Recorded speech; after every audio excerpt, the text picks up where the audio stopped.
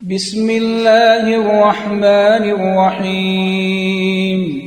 شروع اللہ کے نام سے جو بڑا مہربان نہایت رحم والا ہے۔ والضحى آفتاب کی روشنی کی قسم، واللیل اذا سجى اور رات کی تاریکی کی جب چھا جائے۔ ما ودعك ربك وما قلى۔ اے محمد صلی اللہ علیہ وآلہ وسلم، تمہارے پروردگار نے نہ تو تم کو چھوڑا اور نہ تم سے ناراض ہوا۔ وَلَلْآخِرَةُ خَيْرٌ لَكَ مِنَ الْأُولَى۔ اور آخرت تمہارے لیے پہلی حالت یعنی دنیا سے کہیں بہتر ہے۔ وَلَسَوْفَ يُعْطِيكَ رَبُّكَ فَتَرْضَى۔ اور تمہیں پروردگار ان قریب وہ کچھ عطا فرمائے گا کہ تم خوش ہو جاؤ گے۔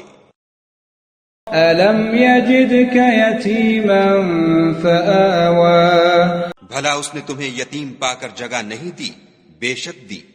وَوَجَدَكَ ضَالًّا فَهَدَى۔ اور رستے سے ناواقف دیکھا تو سیدھا رستہ دکھایا۔ وَوَجَدَكَ عَائِلًا فَأَغْنَى۔ اور تنگ دست پایا تو غنی کر دیا۔ فَأَمَّا الْيَتِيمَ فَلَا تَقْهَرْ۔ تو تم بھی یتیم پر ستم نہ کرنا۔ وَأَمَّا السَّائِلَ فَلَا تَنْهَرْ۔ اور مانگنے والے کو جھڑکی نہ دینا۔ وَأَمَّا بِنِعْمَةِ رَبِّكَ فَحَدِّثْ۔ اور اپنے پروردگار کی نعمتوں کا بیان کرتے رہنا۔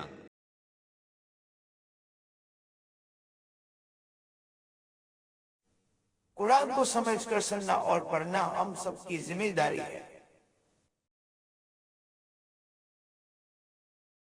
ہر مسلمان کو چاہیے کہ زندگی میں کم از کم ایک بار قرآن کو ترجمے کے ساتھ ضرور سنیں۔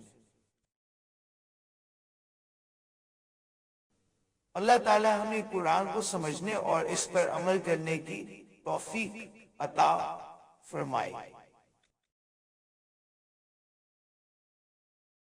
اگر آپ اس بابرکت سفر کا حصہ بننا چاہتے ہیں تو چینل کو سبسکرائب کیجئے اور اس پیغام کو دوسروں تک پہنچانے میں ہمارا ساتھ دیجئے۔